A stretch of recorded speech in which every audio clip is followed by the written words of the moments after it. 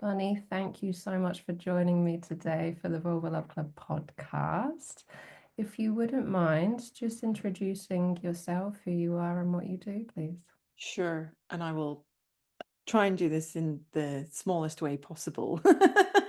Take up all of the spaces. I love I love that. I'm so happy to be here. I'm so looking forward to our conversation.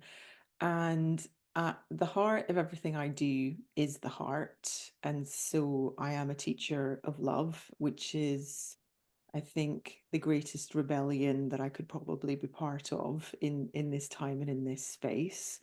The tools I use to support that include my being an ordained interfaith reverend. So I'm not religious, and I serve all faiths and no faiths to ensure that everybody can have the ceremonies and the life and the love celebrations that they want to have in the way that they want to have them. I'm also a certified somatic coach because I believe also that if we do lead from the heart and from love, that includes the organ of the heart, and no part of us goes untouched by the heart because our blood flows through the heart and therefore we are all walking hearts. And it's really important for us to remember that and to perceive ourselves as that too. And then I'm therefore a ritualist and a ceremonialist.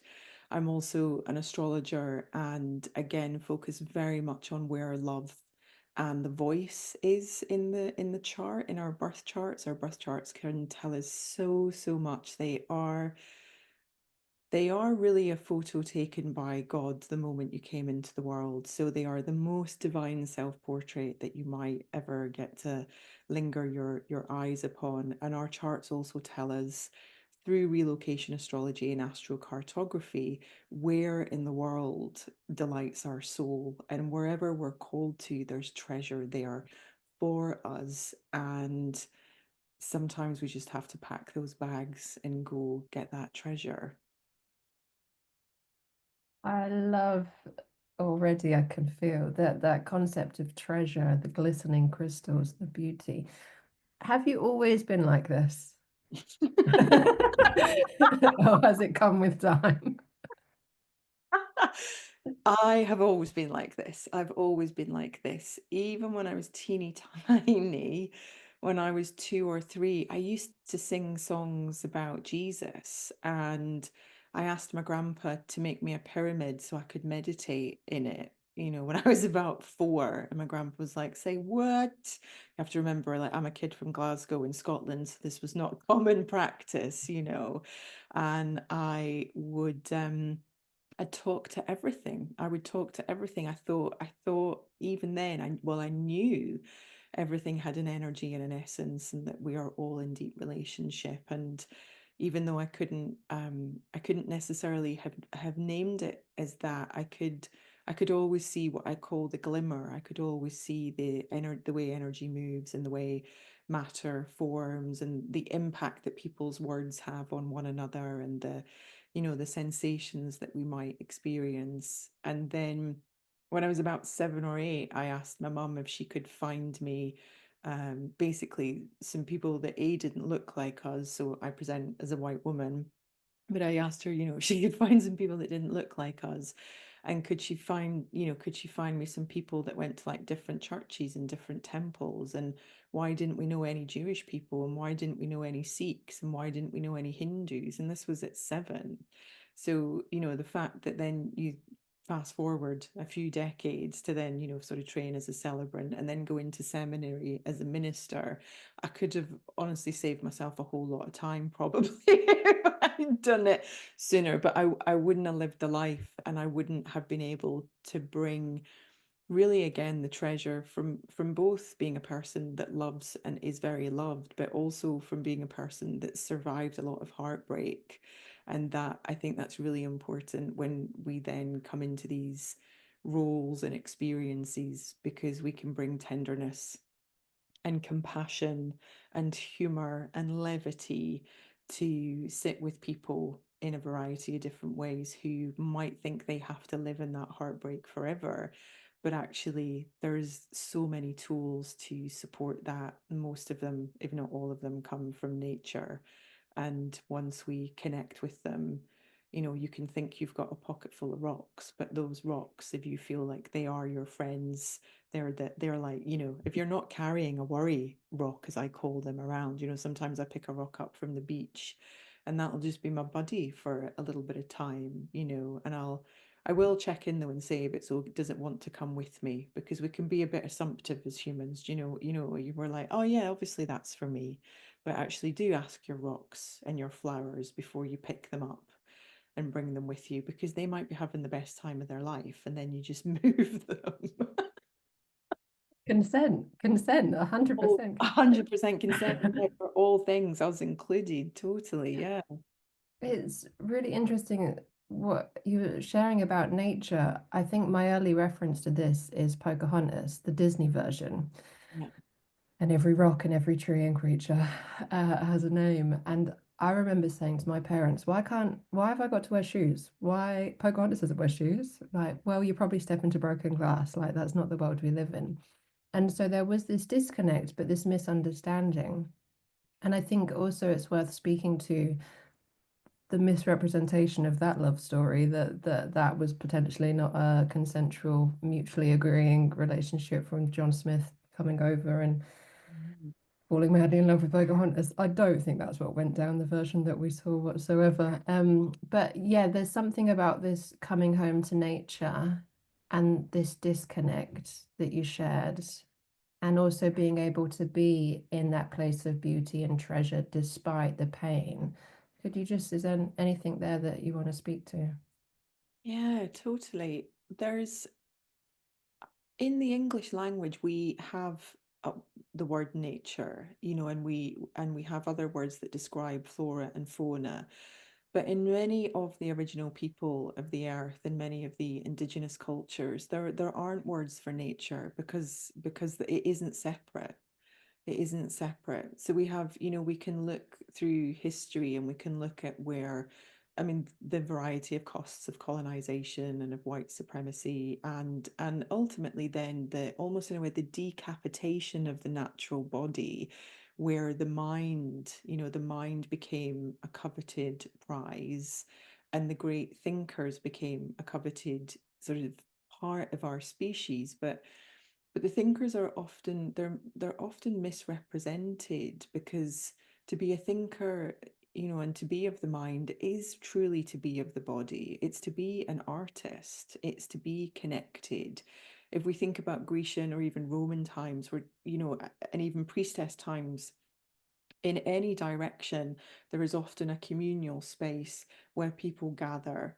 And if we go back earlier in that we gathered around fire or water or flowers, and we didn't know ourselves as being any different from that. But the cost, in a way, of civility was our what some folk or what patriarchy would consider was our wildness. But our wildness wasn't wildness, it was us as nature. Wildness isn't something that is, we often hear the word, sort of savage, or, a person isn't able to be controlled. But of course, all that means is a person knows where they belong, and they belong to the earth. A person knows who they are, and they know that they're part of spirit. One of my Jewish friends and teachers, her rabbi, taught her that you are one of the sum because you are someone, and you are a master because you are part of the masterpiece. So we're all part of the same tapestry, at times arguing that we are not. And then that creates a lot of displacement and a lot of disharmony. And it's very confronting to be in 2025 as we record this for a lot of humans, and to consider that you are also part of nature. Because then, when you do start to sober up and include yourself in that, your decisions start changing, your sense of self shifts, it has to. Your capacity to take a different type of responsibility emerges too. And you realize that maybe you don't need things in the way that you thought you did, that you had been, again, you'd been sold through another form of colonization, that perhaps you don't need X, Y, and Z, but actually peace is much closer than we think. But capitalism can't win. when we choose that. And so again, that's why love is totally an act of reclamation and rebellion, because we are nature, and she is us. We can't, we're, we're made of stars. In the words of Brian Cox, the astronomer, what more do you want?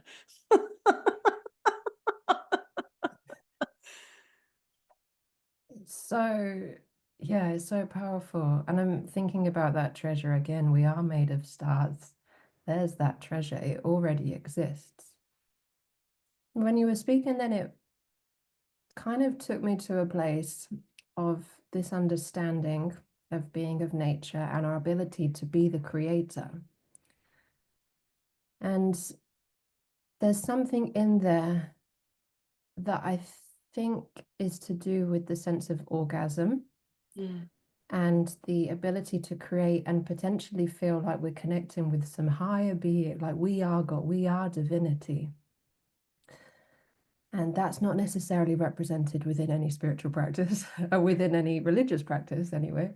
The sacred sexuality, perhaps. But from a human perspective, from the human experience, our ability to feel that, I believe, is accessible, more more accessible through sex, through intimacy, through orgasm. And I'm curious about the potential that we have for being the creators of our lives through accessing different practices or more consciously accessing intimacy and sex, maybe. I don't know. I feel that the theme of sex and relationships and intimacy is so big and so broad, and it impacts every aspect of our lives and the relationships we choose and the families we have and our lineage and our ancestors. So it is a broad topic. But yeah, what's speaking to me is this potential for the recognizing the divinity in God within us and how that was taken away from us. And our, yeah, the creational power that we have inside of us. Big questions, broad questions, thoughts and reflections. Yeah. I read something recently, that said God was invented because man couldn't comprehend how powerful women actually are. I know. Pause. Pause. Yeah, God was created because man can't comprehend how powerful women are, that it is women that create life, that it is women who are the creators, whether children are present or not. And I found that I can't source it, I'm afraid, but I just found it fascinating because, again, of course, if we think about that disembodiment, that coming into the head, coming out of the body, at its most fundamental, that climactic experience, that orgasm, is when consent led and you feel safe. It's utter freedom, and freedom is bliss. It is our most blissful state. It's a place where we often hear a lot about how people feel like they have sort of an almost out of body experience, that they left their body. But my feeling is that an experience through somatic coaching is, it isn't that. It's an embodied experience. Like, you have to be in your body Mm. to be able to connect with all of your senses and being. Sometimes if orgasm moves around, I think, we can think about that. Sometimes if pleasure moves around, sometimes if creation moves around, it's our focus is moving, or our sense of safety or self is moving as well. So there's something that, to create is to be embodied. It's to be living in your body. It's to know right now in our conversation, and for the listeners, if you can wiggle your toes, that your toes are there. You might even clench your bum or your tummy a wee bit. Yep, that's all or you might stretch your fingers. You're also there. You're also there. So there's something fundamental about the invitation through the body and with the body to come into a place where to recognize, yeah, as I say, the orgasm, through my experience of working with clients, through my own lived experience, is this profound, almost at times overwhelming sense of freedom. So often emotion coming, often relief coming, often release. And indeed, the some, and quite literally as well, the sensation or the imagery of the stars, and of being, back in it as part of the cosmos, because again, that's who we are. And we've been trained and socialized to close, to sort of draw the sides of the room. I mean, if you think about how far reaching the universe is, it's our socialization has sort of led us to believe that it's not even within our wingspan, that actually it's much tighter and smaller around us, but it really isn't. We are all of it. And that too can be overwhelming sometimes from a place of creation. And we also see that a lot in how um misused sacred sexuality is, and how misused sex magic is, and how it and how disdainful people can be around sexual support, sex therapy, um, prostitution, physical support, or the ramifications of that. Whereas actually, again, if we consider that so much of the body is attacked, so just even from media, from family, from the people that say I love you, to come into a place to be able to experience, like I often think of it like the tiniest of pleasures in the first instance, whether that's your favorite tea, or again, you wear clothes that really, again, reflect back that you are nature too, in our linens, in our hemps, in our silks, and these things. There's reasons we call them high frequency adornment, because they are, and a lot of the recycled clothing is just more recycled plastic. And then there is a big difference when you put that on your body, compared to when you wear something that just feels like it fits you, because it does, because again, you are part of nature, and it is part of you. I'm gonna pause there because I could go in a variety of directions, but I just want to, before I start totally monologuing, I just want to We're with you. We're with you. It's beautiful. Thanks. There was something about the limitlessness that was speaking to me, and the infinite space, and being with the stars, being back with the gods and goddesses. And it also made me think about like religions that have only one God, and they bring us into this limited space when there's all sorts of deities, and within nature there's all sorts of species and um, creatures that exist that we are a part of. And I think there's something in there about, like you were just sharing with the clothing and adorning ourselves. Why would we not want to believe that God is within? Mhm, We are divinity.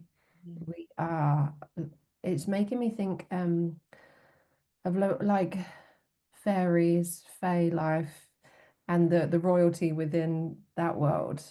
Um, and that being perceived as woo-woo or alternative or a bit silly or strange compared to a God that lives in a crowd in the clouds, and that this is what's right, when it takes away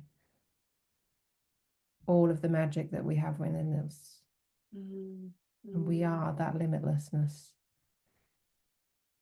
Yeah, for me, what I've experienced is a kill just around that fae element in particular, as a Scottish person, and Scots are often very misrepresented, as many of our human family are. But what happens, or my feeling around what happens with, say, the fae, the elementals, the selkies, the unicorn also, is that it has been infantilized. Look, I love kids being out there with their fairy wings and their fluffy unicorns. I'm all for that, because it's representation and it's inclusion, and that's really, really important.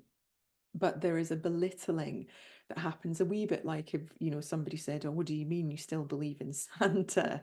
And you're like, well, of course I do, because I believe in the goodness of the original, sort of Nordic traditions of that. I don't believe in the Coca-Cola Santa. I don't, not, no, thank you.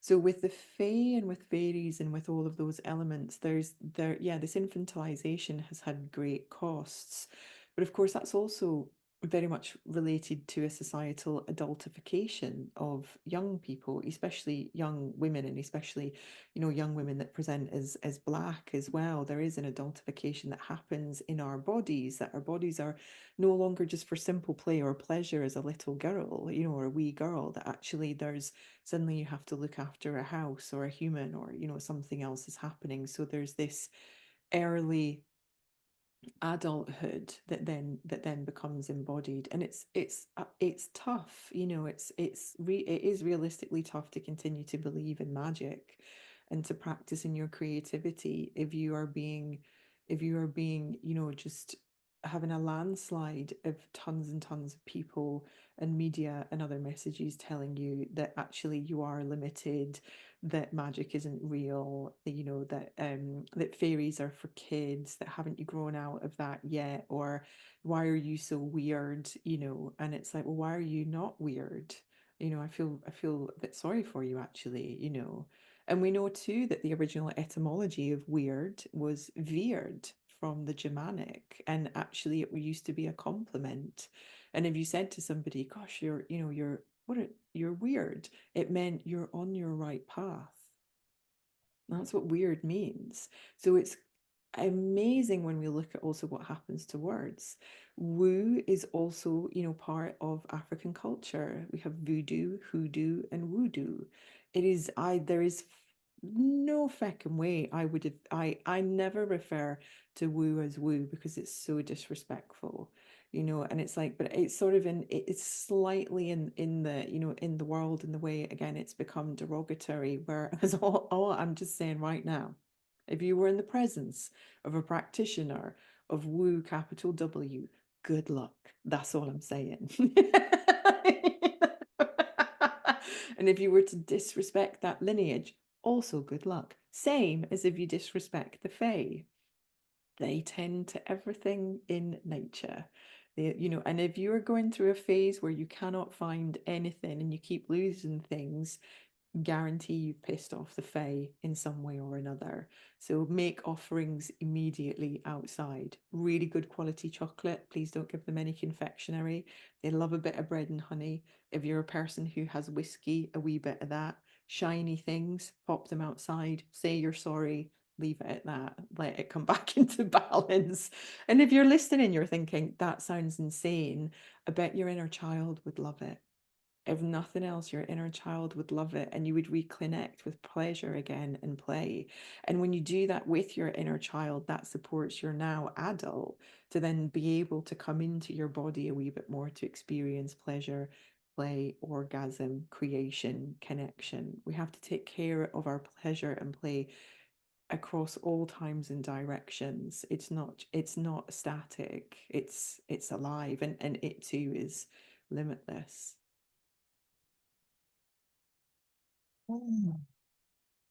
There it is. It's funny being in Iceland and learning about the elves and how when they are laying a road or building a house, you don't move the rocks because that's where the elves live. And I've got friends, grown-ups, that are like, yeah, because of the elves. And it's like, oh, are you joking?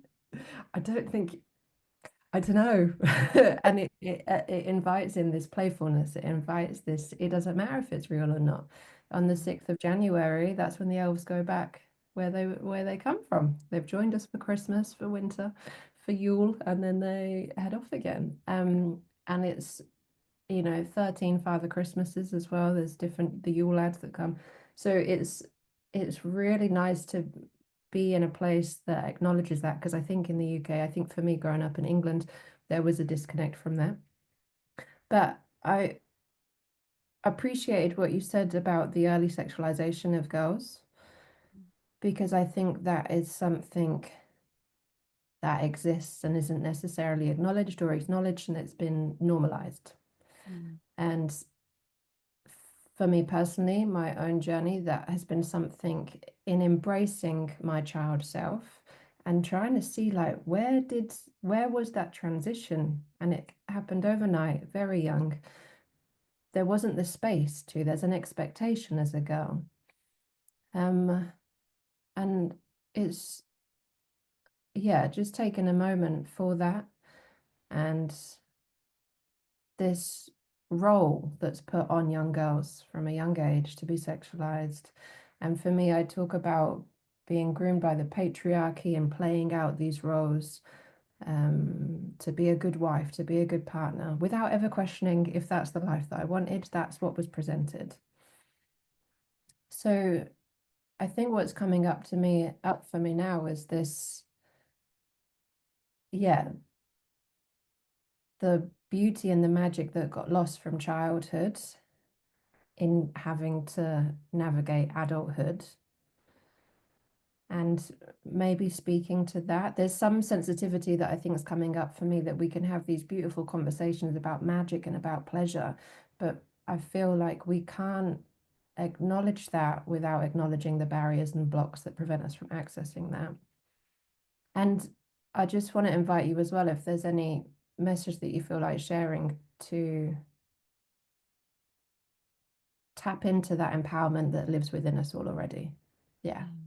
Yeah, totally. And what I was sort of hearing as you were speaking then is, this great myth that girls mature faster than boys, which is one of the most damaging pieces of propaganda that has been put out by patriarchy, because it's not true. Girls are adultified and sexualized earlier, boys are not.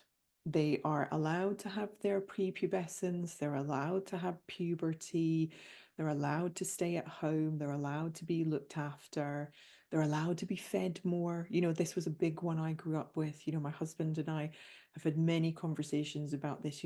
Most of the elders in my kin have passed over now. But many a lunch and a dinner, a supper we've had over the years where, my husband would get twice as much food.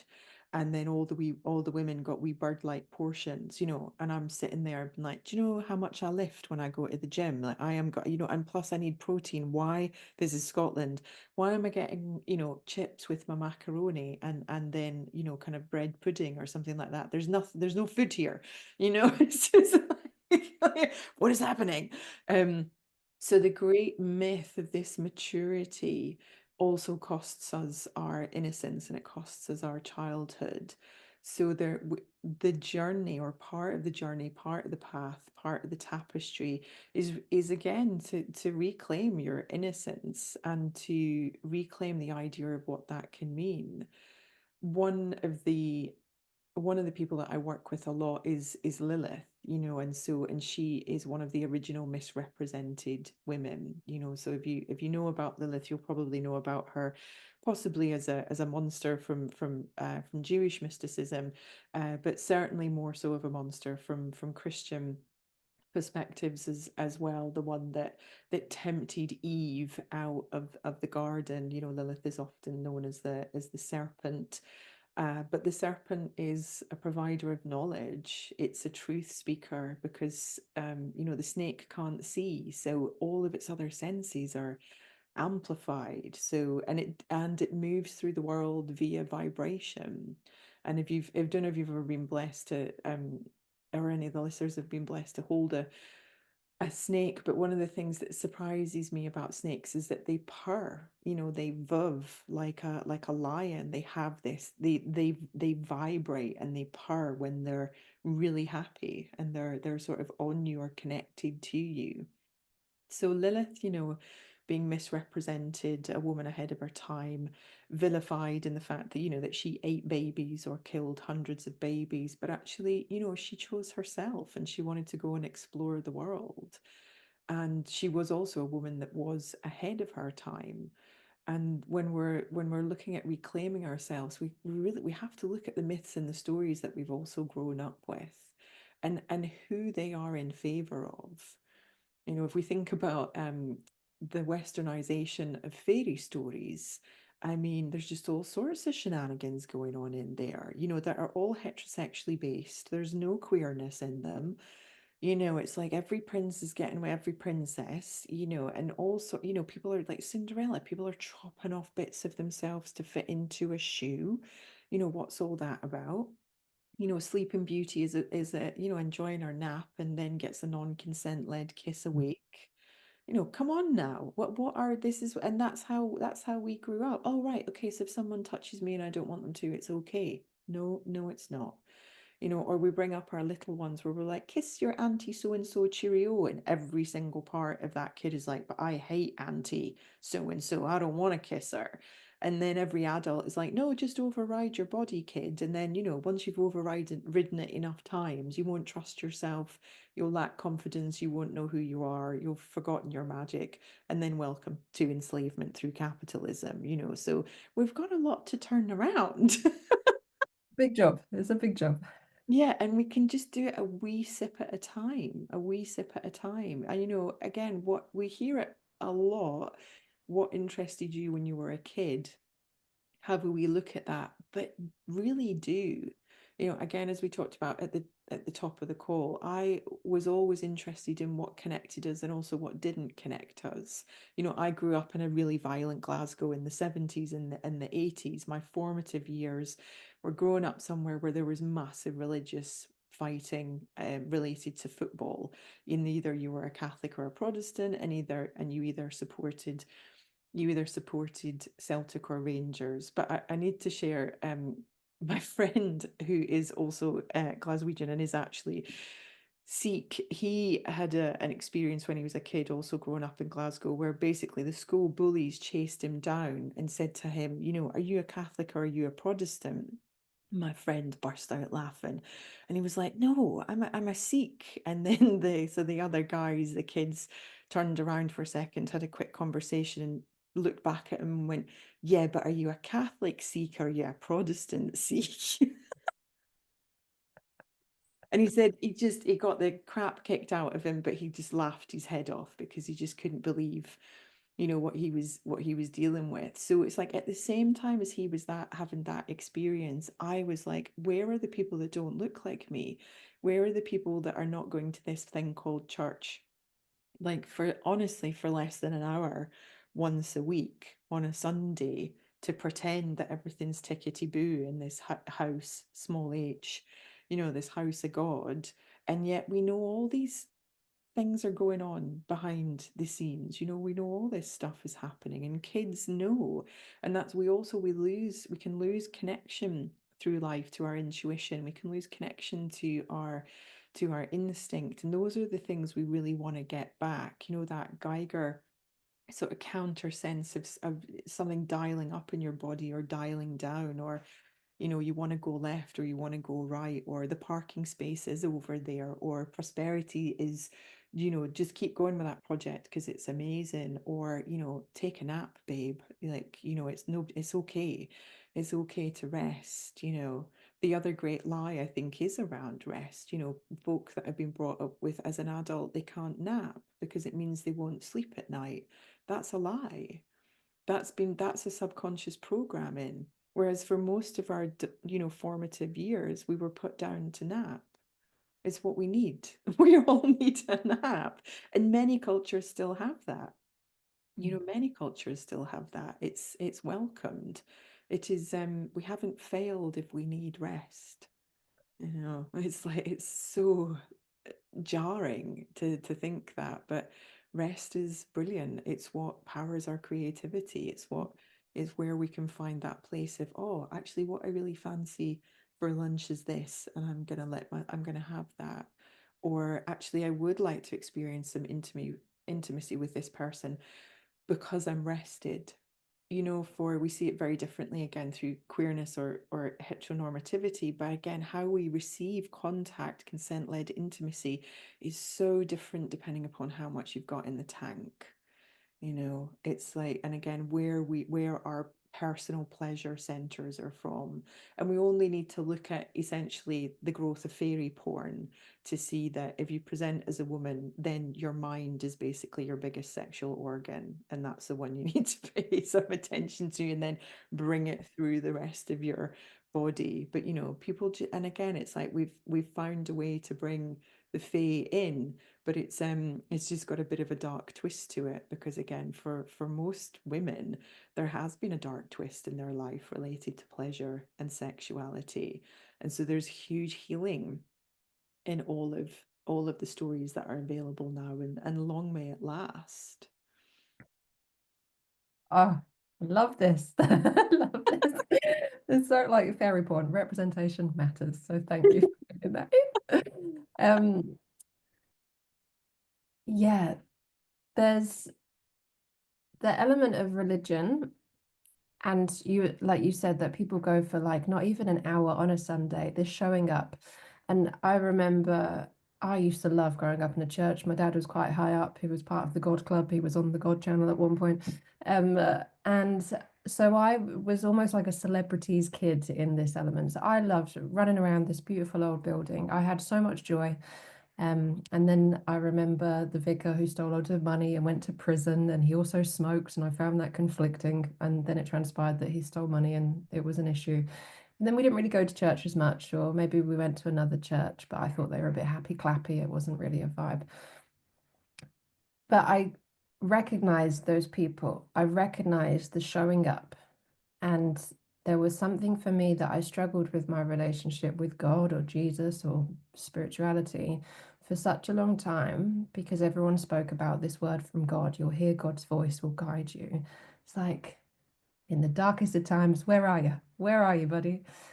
And it completely denied me my ability to listen to the voice within, because I didn't get the vocabulary. I was listening so intently on what was outside of me. So I think about people's needs to have a belief in something outside of them, and the embodiment of shame and showing up. I'll be good because then I'll get into heaven. Well, but and I think there's so much going on at the minute with politics. And for me, the embodiment and the understanding of relationships and sex education is that if we deny ourselves our true self, if we are wrapped up in so much shame that we feel we need to shapeshift in order to survive, whether we're queer, trans, or even asexual, I guess to some degree, we play out a role, we play out a life that's not necessarily true to ourselves because we're trying to do it right. And how we embody and internalize that shame and pain and discomfort, and it can cause sickness, it can make us ill. So that's why I'm such a huge advocate for sex education, comprehensive and inclusive. And I'm reminded of, we've kind of touched on the sexualization of young girls, but the reality of puberty starting at such a young age and sexual energy in its innocence and its purity. And that I don't think inherently there's anything wrong with that, but it's when this gets confused and controlled by grown-ups, that it gets a bit messy. And then we don't have any information about periods or menstruation, depending who brings you up. But we have the potential of creating life from such a young age. And many people say as an adult that sex is like adult play. It's like the play that you'd have in childhood, but as an adult, an embodiment, an escapism and exploration. So I think there's something there about shame, or the label of shame that's been placed on us just for having bodies, just just for, Yeah, just for having hormone, just for going through puberty. existing. Yeah. Mm. There anything there that, yeah, I can feel this, that when I think about this entity that's put so much oppression on so many people, and I don't know what we're fighting against. You can't see it, but you can feel it and you can taste it. It's so visceral and it's impacted us from such a young age. But the innocence of children, the natural occurrence of puberty, menstruation, and yeah, what are your thoughts on child sexual energy? What is that? Mm, mm. Gosh, there's so many great things there. To, I love this invitation to sort of speak to, say, like child sexual energy from a creative energy perspective, because I think, as you know, as soon as we hear the word sexual, we assume sex. Yeah. We, you know, it's because again, that's what's been indoctrinated, that's what's been trained in us. So it can almost feel taboo to think that a child, a person, their body, as a rite of passage, is going through a, a, a maturing and a transformation, which is ultimately giving them more impulse to create and to be a creator.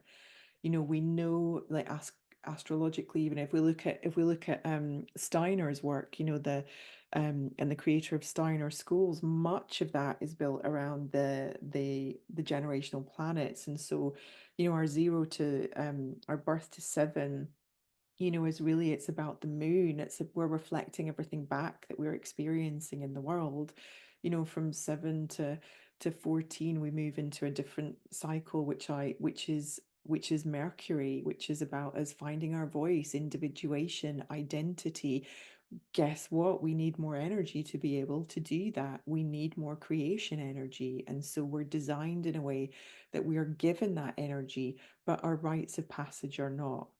You know, our rites of passage aren't here to support us into saying to our kids, you're going to be feeling a lot of sensations and a lot of big feelings. You're going to see a load of shit basically transformed, like everywhere, that says you point this energy in this direction, which is, i.e., at somebody else to either, you know, masturbate over, masturbate with, or to have sex with. Those things are perfectly healthy. And also, they are so limited in terms of what this energy is for and what it's truly meant to create. So a child, you know, coming into them prepubescence, puberty, if it was set up with parents and a faith path or a tradition that supports it. And if we think about original people of lands such as New Zealand, Australia, even if we look at original people, you know, kind of America, and a lot of the tribes that are there, the rites of passage that they have, you know, a boy, particularly at puberty, would be taken, you know, kind of on his first walk. He would be left in the mountains or a desert for 3 days, and with nothing, you know, with no water and no food. And it's for him to see how to see what dies in him, so that the next version of him can be born. Is a rite of passage he will have been trained in for his entire life, which could be a good decade. And for us in the White West that are living in, you know, brick buildings surrounded by more brick, that can sound barbaric, it can sound like neglect, and yet I would say it's a little bit the other way around, you know, if we haven't. And that can feel really tender, and that can feel a bit confronting too. You know, we've got generations of people where girls are brought up to be pretty and to be polite, and boys are brought up to be, you know, things that are related to them. And we're not naturally allowing for queerness. We're not naturally allowing for a person to express themselves. You know, we have shops, and even I was thinking about this the other day, opticians with men's glasses and women's glasses. They're just glasses. You know what I mean? They're just clothes. You know, the all this gender labeling that we have, whereas we know we have two spirit that exists through many tribes and many original people. You know, that there are souls and bodies, you know, there are souls that come into bodies with capacity for so much more than one gender identity and one gender expression. So it is, we can imagine, therefore, again, if it's sort of like if you got like puberty is like an insane sugar rush, right? And it's like if you took that sugar rush and you channeled it really into embodiment, visioning through the third eye, meditation, training. I am going to use the word discipline here too, because actually discipline is really important in creativity as well, which is why sometimes, as we spoke about, the sex magic and sexual healing can be a little bit abstract, because there can be a lack of discipline in those practices, a lack of boundary, a lack of consent. as well. And so again, what's it like when we sort of take the capital S off of sexual, and we make it sexual energy, creative energy, coherent energy, source energy, really that body is coming into, it's dialing up all of its power. It's coming into its mysticism in a way too. It could be coming into psychic development. It could be coming into speaking more than one language. It could come into visioning. It could be coming into empathy. Again, there's, given what we're made of and given that how much powerful each human body is and what it has capacity to run, it's always going to be a question for me around where any of us have a multiplication of energy that is happening, which during pregnancy is absolutely allowed and adored and revered. And that is often the only time the growth energy that we have via sexual energy or creation energy is perceived as fully acceptable, palatable, and agreeable. Whereas actually, we are full of that all of the time, all of the time. And again, man created God because they couldn't deal with how powerful women are.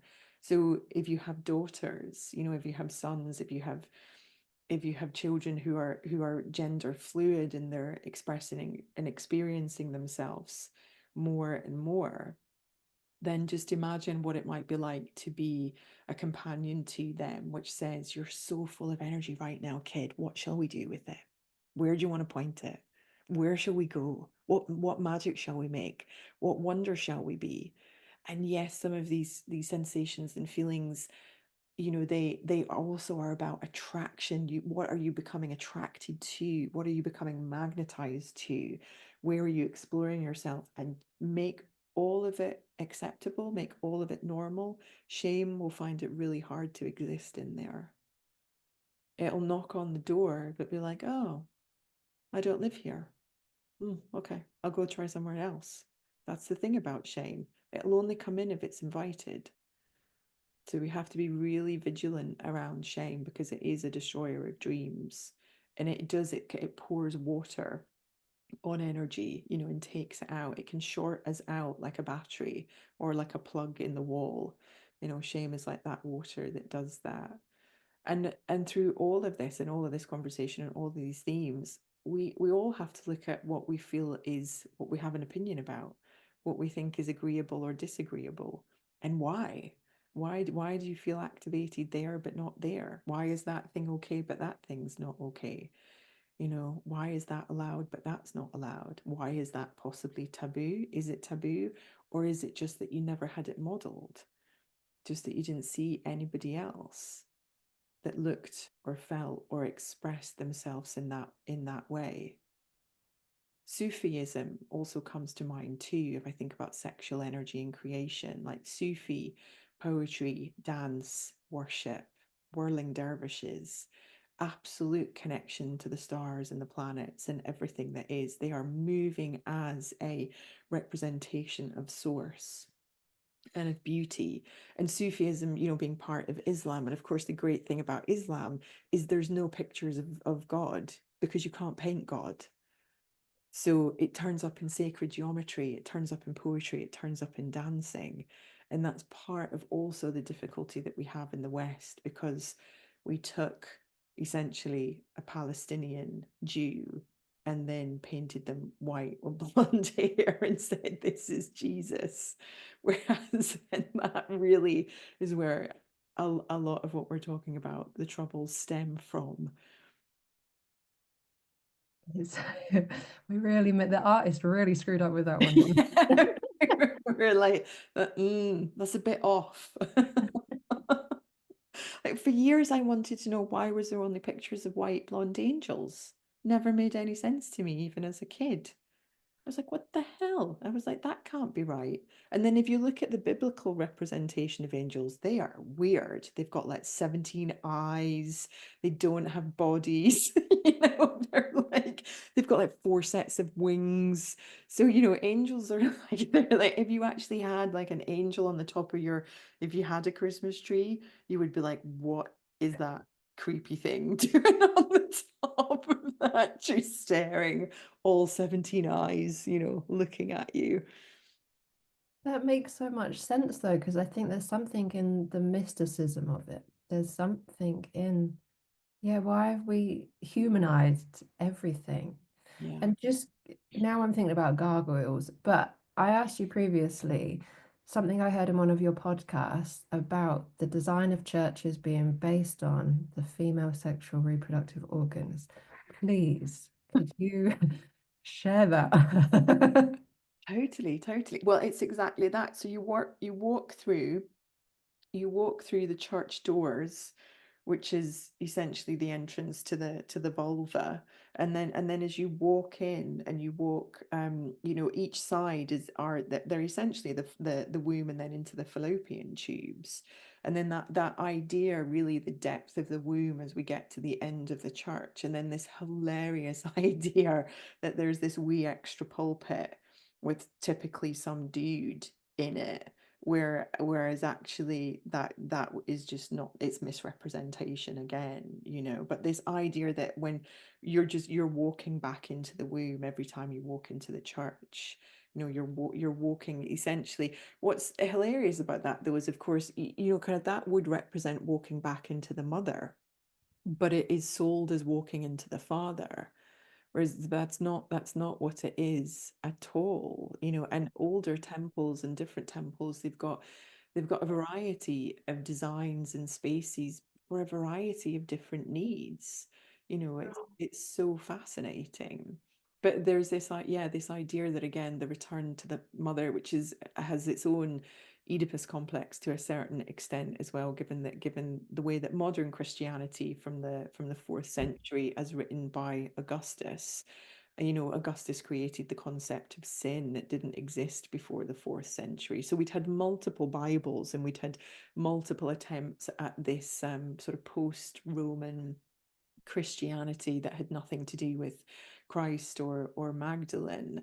But, you know, again, Augustus came in and thought, oh, I think I'll come up with this concept of sin. And we know that sin is a term that's used in archery, which just means you missed the mark. That's all it means. That's it. It's so innocent. It's so, you know, it's so innocent, you know. And we have, you know, Catholicism in particular has made, you know, its weight in gold, quite literally, you know, probably the most successful business on the planet, in the Catholic Church, you know, with it, with this concept of sin, and that you get to unburden yourself each Sunday, you know. And whilst there's definitely some beautiful people that are representing, you know, those faith paths, we also know that there's lots of, you know, deals that are being done via pieces of art, envelopes, and, you know, kind of cash injections left, right, and center. So to next time you sort of walk into a church, just have a wee look and see how it feels. And there's, because there's a reason also, I always think about, there's a reason it hushes us. Now, I do not feel that hush whenever I look at a man. You know, it's so interesting to me. And I think all humans are beautiful, but I feel that hush when I do look at a woman. You know, I feel, and that's what happens when we go into church. There is this reverence that immediately calls us, and it's because it is, you know, the body of a woman. You know, it's our birthplace, and it's a place that has been again overtaken. So there's then again, typically and historically, although things are changing, you know, myself included, as a woman reverend, that yeah, that it will be a, you know, it's a penis at the bottom of the church that's having a chat with you, and then which is why it also feels really weird and inauthentic, because we just know that, you know, men can't give birth. You know, they can't create in the same way. They do create and they are creative, and there's wonderful versions of all of us knocking about on the planet, and there's also not so wonderful versions of all of us, you know, as a species as well. But just think about, yeah, again, the spaces that we're in any temple, any space, we have this all over the world. And again, when we don't have a place where we cross thresholds, where we don't have a place of ceremony, where we don't have a place of ritual, other than, for example, blowing out your birthday candles, which is really important. But there's so there's so many other ways to honor who we're becoming and to also let go of who we've been. We're really bad at that in the West, and we carry all our old versions around like overcoats. And actually there's times to let them go and to leave them at the riverbed or the top of the mountain, or just laughing with your mates over dinner, and you're like, no, I don't need to bring that coat with me anymore.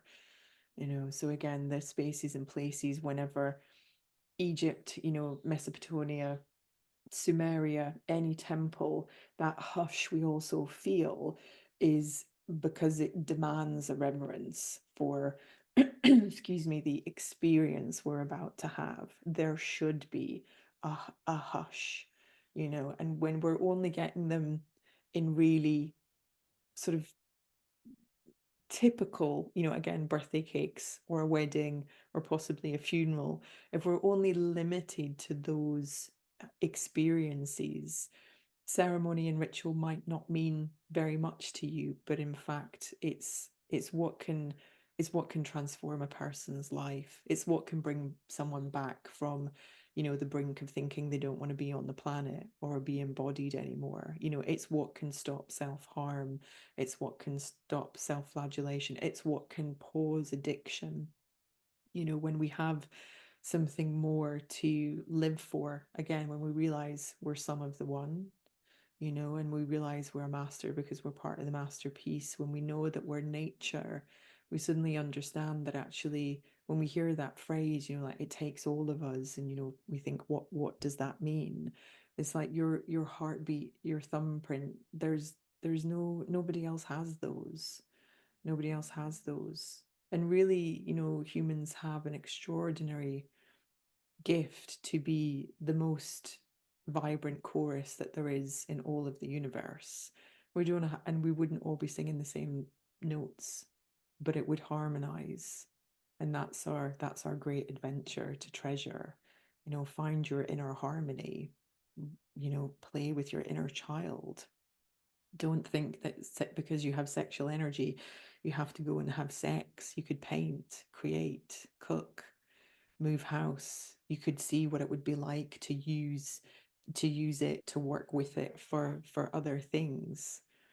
You could, again, it can all be expressed really innocently, and therefore, in fact, much more cleanly and much more powerfully, because nobody can manipulate that when you're in your innocence. And that's the thing about Lilith too, is that, she said to me when I was meditating with her, or her essence said to me, she said, I was always an innocent woman. And that really got me, because actually that's what kind of sparked my inquiry into innocence, when I thought about my own um experiences that I'd had at the hands of people that said I love you, and then they hurt me in a variety of ways. That actually, it took me, and that shame part was truly healed in an instant. It is what we might consider a miracle. When I heard those words, I was always an innocent woman, and I just thought, oh my gosh, so was I.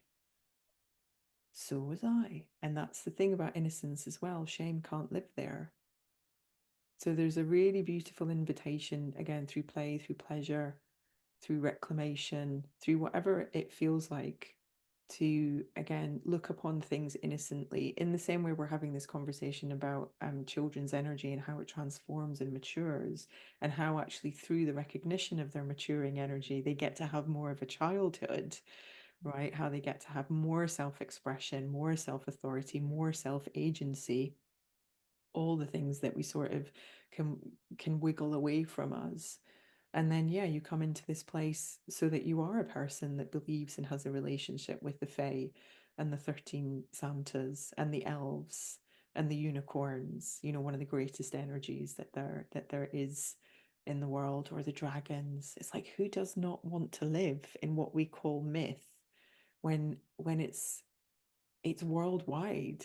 We can look at Chinese dragons. We can look at dragons from over Europe.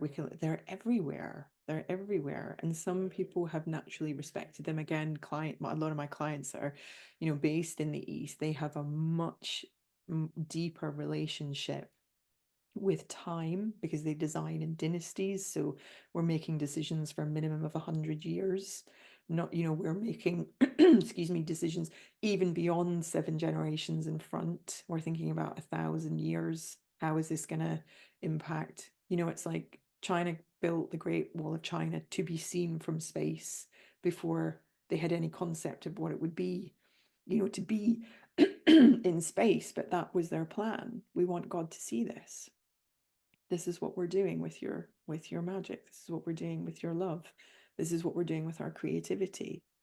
These extraordinary lineage lasting pieces where our ancestors, that we too shall become in the blink of an eye, in the blink of an eye, then we can say, oh yeah, I had a lot of play and I had a lot of pleasure, and I found and reclaimed my innocence, and I made a lot of magic, and in the end life was really good. I feel like we've just traveled the world with you. And in the end, really good. I just wanted to, before we wrap up, when you were speaking about the element of shame, it reminded me of my cave that I found myself in, the cave that lives within, and hitting a rock bottom. And the process that it was on first arriving in that place and feeling that it was cold and dank and but it was me accepting my whole self. And there was something about bathing with myself in my own filth, but remaining compassionate towards myself.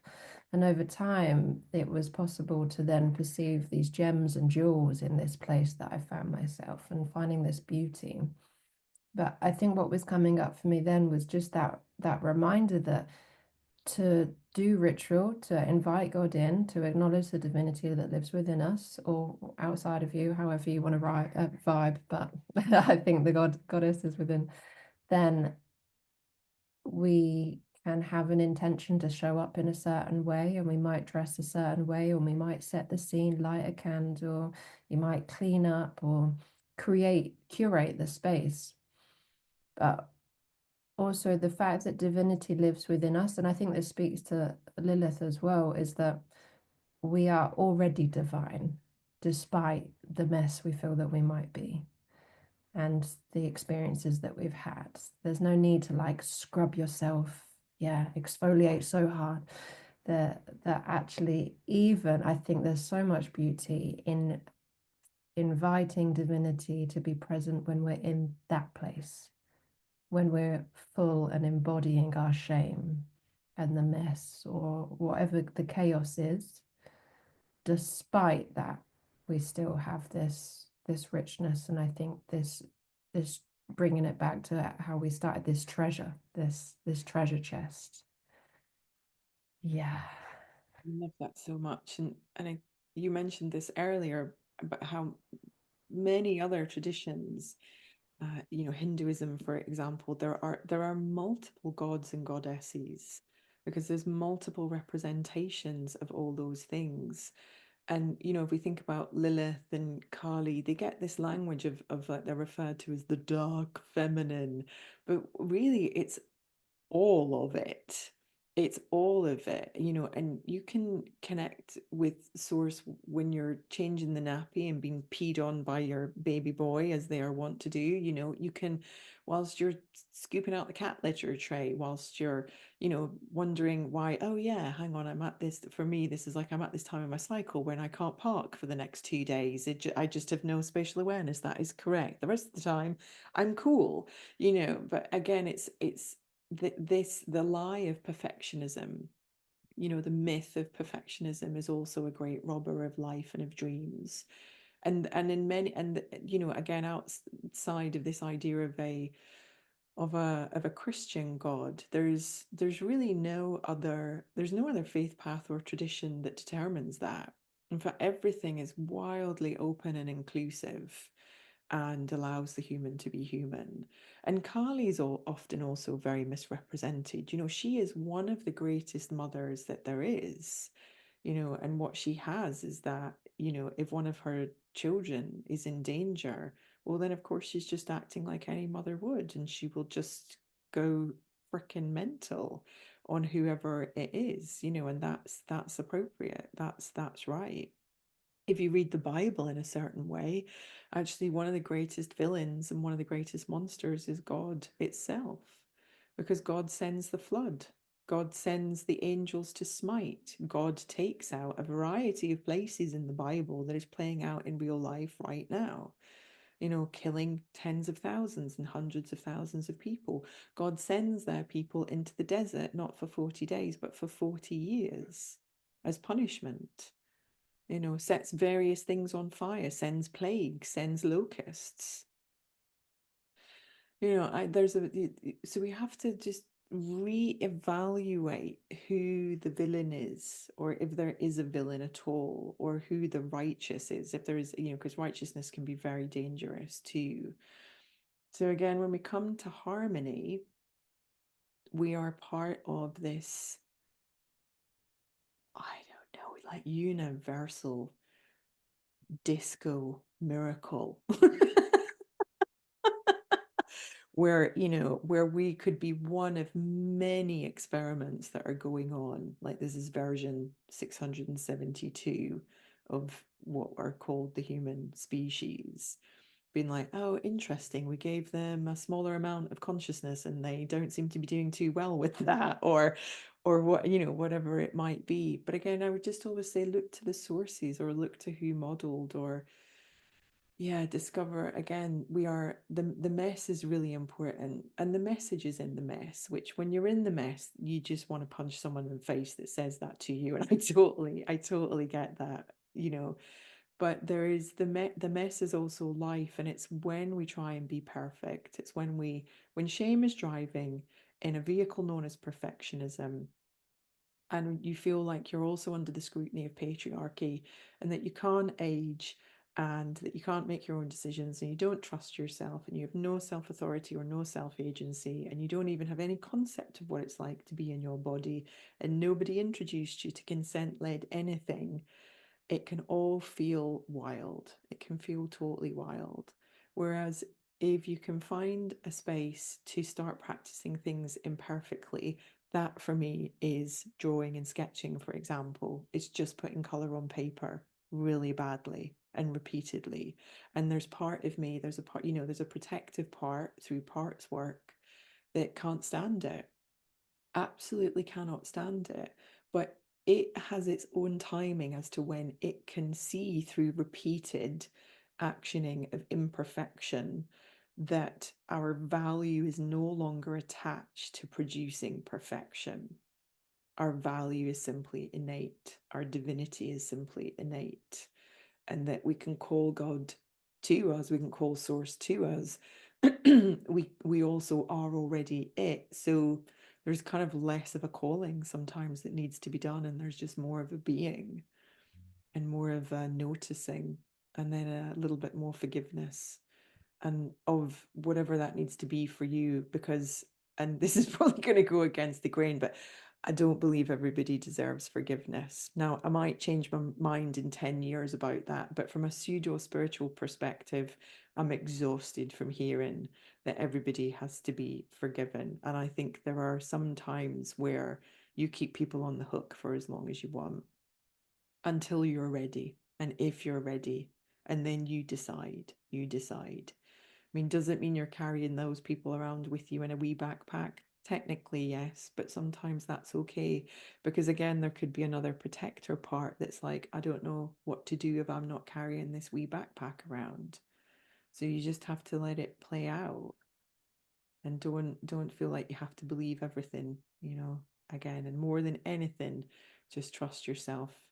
Begin to trust your body. That'll take time too, but you have it, and that's a great thing as well.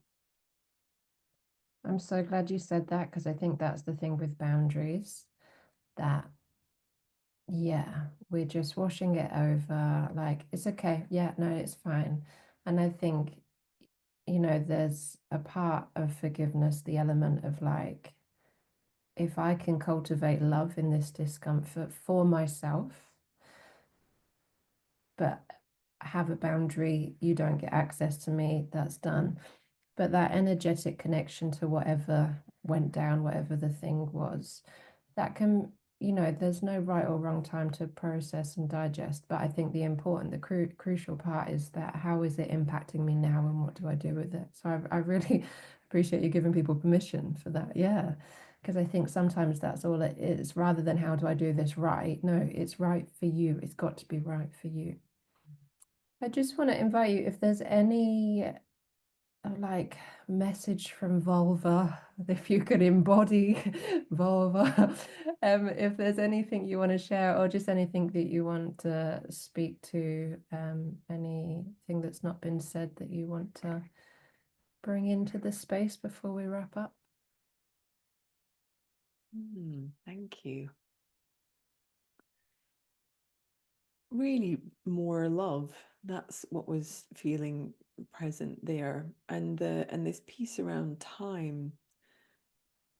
There's something that happens for women where so much grooming has taken place in some form or another in our formative years that things can take time, and that's allowed. That's allowed. And from vulva perspective, softly and gently, softly and gently. And I would say, as I say to everybody, never, don't, too many words trying to come at once now. Apologies, listeners. Welcome to my life. Slow down. Um, Let love arrive to you however she wants to arrive to you. And I'm really saying this to everybody, but I'm also saying it to a lot of people that would consider themselves straight, who are very often queer and just have never had that opportunity or that place to express themselves. A lot of the people that I work with, a lot of the women that I work with, they go through a first, if not a second marriage. And then at midlife, they give themselves permission to let love arrive to them, however love arrives, to let intimacy arrive to them. And very often, certainly from a woman's perspective, when women give themselves the opportunity to be in a relationship with other women, that those are the spaces of the greatest healing. Those are the places of real softness that a woman can land into. Can very often be the same for men as well when they allow their queerness to come through and to be expressed, and not to feel like you are just in that heteronormative box for your entire life, because it would in truth be very difficult for any human to be that, because it's really not. It's not the 0 point for humans. It's that is where a lot of manipulation has been done on our species. And so again, I would just say, yeah, allow yourself that fluidity and that expression. And that can mean things like the person that is smiling at you, really smile back. The person that invites you for a coffee, have a coffee. It doesn't mean you have to completely transform your life, but it can mean allowing parts of you to come forward, which is kind of like giving yourself a prosperity key to open up some other rooms in the mansion of you, which you might not yet have walked into. And they will patiently be waiting for you to explore how you express yourself and how you become a fully expressed version of yourself through, again, humor, through kindness, through generosity, through openness, and through a willingness to play and to experience more pleasure in a way that might surprise you. But my experience of mentoring tens of thousands of women over the last 25 years is that it's never really a surprise where they end up finding love and restoration. And if we had our priestess temples still, it would be even less of a surprise who healed the war out of a person and who helped heal a woman's broken heart or someone's broken heart. It would be at the hands of other women. I'm so ready for a future where we rebuild those priestess temples. Like like I can just see some places where there's people are sitting around topless, optionally, consensually, bathing in sunlight, eating grapes, and the romance, the beauty to it. Like, yeah, where are the community centers at? Totally. I know. And it's funny, a friend and I often talk, in fact, more than one, we often talk about the gift and the rarity of having another woman brush your hair. And, you know, or the sweetness of another, of sitting with a female friend and just having them plait your hair, just like we would have done when we were kids. There's so much mothering, and there's so much grace that happens in that, and yet that is quite possibly the most terrifying space that a person could be, just by making a request to a friend or a loved one of saying, could you brush my hair? So in the priestess temples, I imagine as well, there's like, again, there's spaces of pure innocence. And we got to get this idea out that they're just some house of sex shenanigans that's going on, you know, with, for like another porn industry. Whereas imagine just having, you know, kind of the having your heart soothed, your hair brushed, just life massaged back into you. Somebody being like, listen, you're on bed rest for 4 weeks, okay? And we're just going to bring all these delicious foods to you. So you're going to just have to accept that. Oh, I'm sorry. Okay, cool. You know,